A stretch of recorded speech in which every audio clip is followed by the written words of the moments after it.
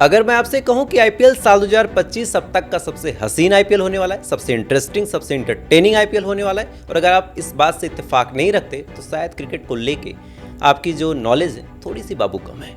अब ये बात मैं यूं ही हवा में नहीं बोल रहा हूँ। फ्रेंचाइजीज ने 3 ऐसे नियम की डिमांड की है। अगर ये डिमांड बीसीसीआई मान जाती है तो आईपीएल देखने का साल 2025 के बाद का जो मजा है वो एकदम बदल जाएगा। पहला नियम जो उन्होंने कहा कि जो मेगा ऑक्शन होता है अब 3 साल से बढ़ा के 5 साल कर देना चाहिए, क्योंकि हम किसी भी खिलाड़ी पे पहली साल मेहनत करते हैं, उसको तैयार करते हैं, दूसरे साल तक वो थोड़ा सा रिदम में आता है, प्रैक्टिस में आता है, तीसरे साल उसका मेगा ऑक्शन हो जाता है, हमारे हाथ से चला जाता है। तो ऐसे हाल में हम कितना प्रैक्टिस करवाएं किसी पे।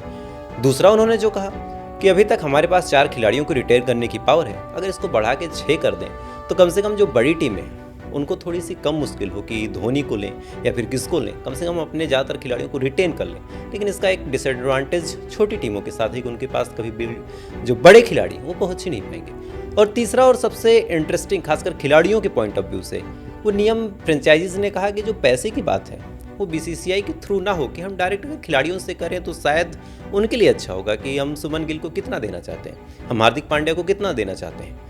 अभी तक नियम था कि अगर किसी भी फ्रेंचाइजीज ने किसी भी खिलाड़ी से पैसे की बात की तो उस फ्रेंचाइजी पे जुर्माना लग जाएगा। तो बीसीसीआई से फ्रेंचाइजीज ने कहा कि पैसे की बात अगर हम डायरेक्ट कर सकें तो कम से कम इसी बहाने खिलाड़ियों का जो मनोबल है वो बढ़ जाएगा। तो बाबू, अगर ये तीनों नियम ऐड हो जाते हैं तो हो सकता है कि 2025 के बाद आईपीएल देखने का जो मजा हो एकदम टॉप लेवल का हो। इस मामले में आपकी क्या राय है, कमेंट कर देना। ऐसी अपडेट के लिए मुझे फॉलो कर लेना, क्योंकि हर घंटे बड़ी मेहनत के साथ हम लोग ऐसी खबरों को आपके सामने लाते रहते हैं। लाइक करके मनोबल